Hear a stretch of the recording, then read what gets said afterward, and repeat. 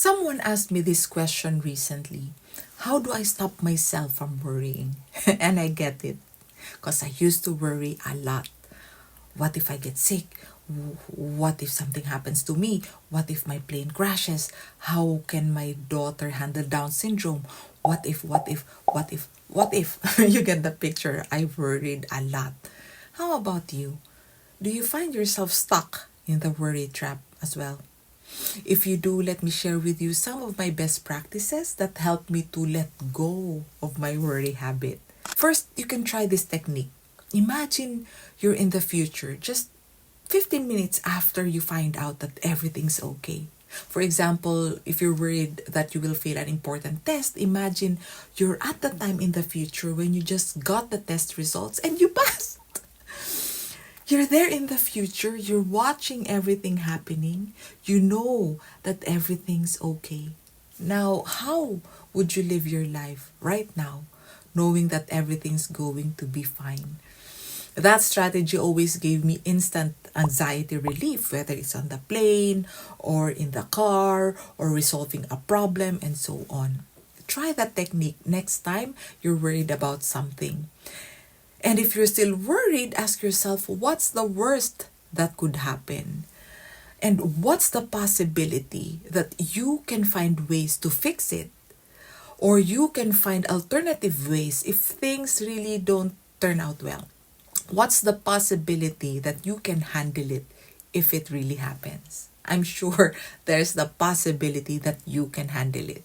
The other thing that has helped me with my worry and improved all other areas of my life is learning to recognize my thoughts. Because worry is just thoughts stealing our peace and joy. Thoughts directly cause our emotions. Our emotions are real. We feel the tension in our body. We feel our heart beating faster. We find it hard to sleep when we're worried. The emotions are real, but the thoughts that cause the emotion are not real. They're just thoughts. They're interpretations. And usually they're the worst case scenario that rarely even happens. So notice your emotions. They're a direct reflection of the quality of your thoughts. Your emotions are reflected in your body, your tense muscles, and so on. So let your body and your emotion remind you to check in on the thought you're having. It's because of your thoughts. You'll realize that you're worrying again with the worst case scenario in mind and you've been believing the thoughts again. Once you are aware of that thought, that's enough to take you out of your head. Being aware of your thought takes you out of the problem temporarily. Then it's time to shift your attention elsewhere. And the easiest one is to focus on your breath. Because you have your breath everywhere you go, whether you're in bed or on the plane or driving a car. You don't have to do anything else. Just pay attention to your breath. Focusing on something else other than your thoughts will give you instant relief. And that's what you need when you're always worrying.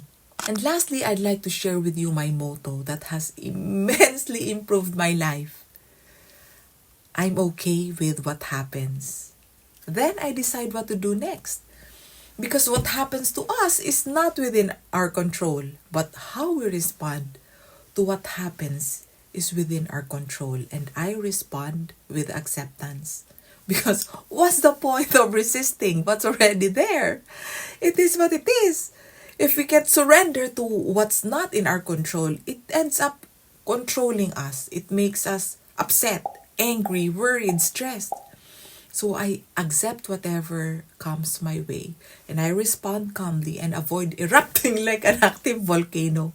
And being calm allows me to make the best decision on what to do next. And it also has a positive impact on the people around me. My calmness radiates to them as well instead of upsetting everyone around me whenever I don't like something that just happened. Now, what about you? What's your strategy for your worries? What's the lesson that you need to learn that you haven't quite mastered yet? It's time to take charge. You can do it with intentional practice. Start now.